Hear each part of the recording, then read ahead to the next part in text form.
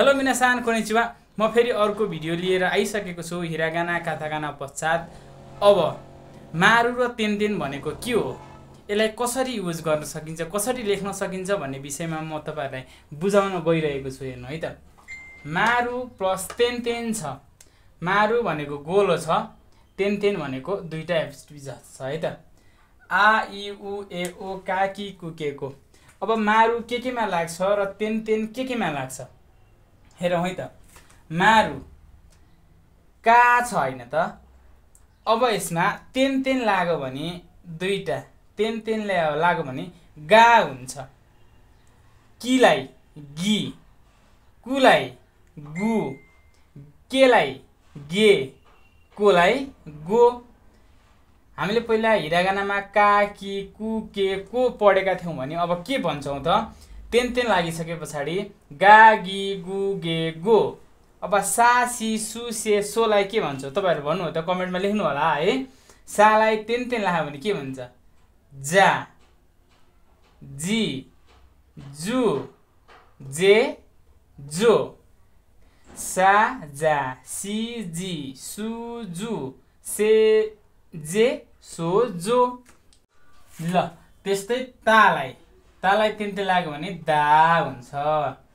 चिलाई दी, चुलाई जु, चुलाई पनि जु नै भनिन्छ है त।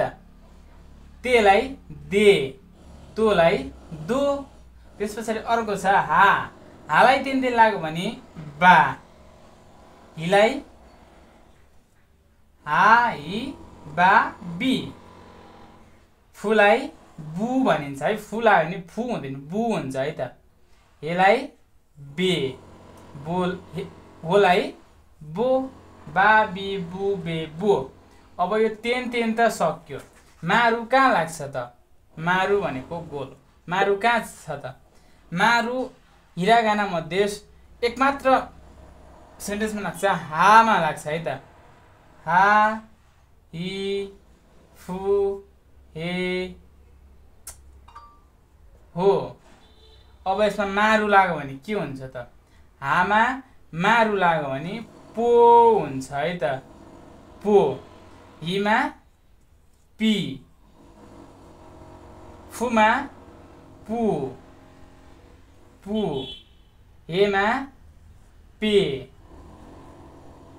होमा पो।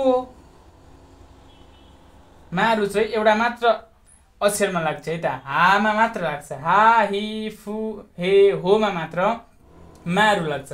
पा पी पु पे पो हुन्छ है त। हामीलाई केमा लाग्छ त? कामा लाग्यो, सामा लाग्यो, तामा लाग्यो, हामा लाग्यो। मारु के अरे तेनतेन लाग्छ यसमा चारवटामा। का सा ता हामा चाहिँ तेनतेन लाग्छ।